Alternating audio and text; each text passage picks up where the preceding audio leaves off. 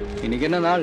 இன்னைக்கு ஜூன் 12. இது மத்தவங்களுக்கு வேணா முக்கியமான நாளா இல்லாம இருக்கலாம். ஆனா டெல்டா விவசாயிகளை பொறுத்த வரைக்கும் இது ரொம்ப ரொம்ப முக்கியமான ஒரு நாள். இந்த ஜூன் 12 தான் வருஷம் குறுவை சாகுபடிக்காக காவேரியிலிருந்து நமக்கு தண்ணி திறந்து விடுவாங்க. ஆனா இந்த வருஷம் அது வராது. காவேரியில இப்போதைக்கு இருக்கிற தண்ணி அளவே வந்து 50% கீழே இருக்கிறதுனால தண்ணி திறந்து விடுறது சாத்தியம் இல்ல அப்படின்னு கமிட்டி சொல்லிருச்சு. இந்த குறுவை பயிர் சாகுபடியில ஒரு ஸ்பெஷலான விஷயம் என்ன அப்படின்னா, இது short ground crops. Short ground கிராப்ஸை பொறுத்த வரைக்கும் அது டைம்லி தண்ணி போகல அப்படின்னா அந்த பயிர் எல்லாம் கருகிறதுக்கோ இல்ல அந்த பயிர் எல்லாம் வளராம இருக்கிறதுக்கோ நிறைய வாய்ப்பு இருக்கு. கடந்த 2 வருஷமும் டைம்லி தண்ணி வரது இருந்ததுனாலையும் அப்ப இருந்த கவர்மெண்ட் நல்லா சப்போர்ட் பண்ணதுனாலையும் இந்த டெல்டா ஏரியால இருந்த மக்கள் எல்லாருமே இந்த குறுவை சாகுபடியில ஹையஸ்ட் ஈல்ட், அதாவது 40% இருந்து 56% வரைக்கும் அவங்களுக்கு அதிகமா கல்டிவேஷன் வந்திருக்கு. இந்த ரீசன்னால தான் டெல்டால இருக்கிற 18 தொகுதியில 13 தொகுதி திமுகவும் 3 தொகுதி அதிமுகவும் வெறும் 2 தொகுதி மட்டும் தான் தாவேகா ஜெயிச்சிருக்காங்க இந்த எலெக்ஷன்ல. இப்படி தண்ணி வராம இருக்கிற டைம்ல இவங்க என்ன பண்ணுவாங்கன்னா, நிலத்தடி நீர்ல இருக்கிற தண்ணியை கொஞ்சமாச்சு யூட்டிலைஸ் பண்ணலாம்னு மோட்டர் போட்டு அந்த தண்ணியை மேல எடுப்பாங்க.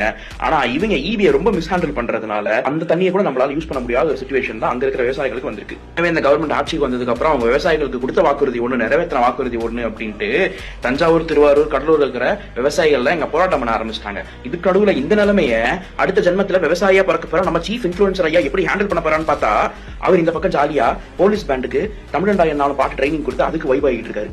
What bro? It's very wrong bro.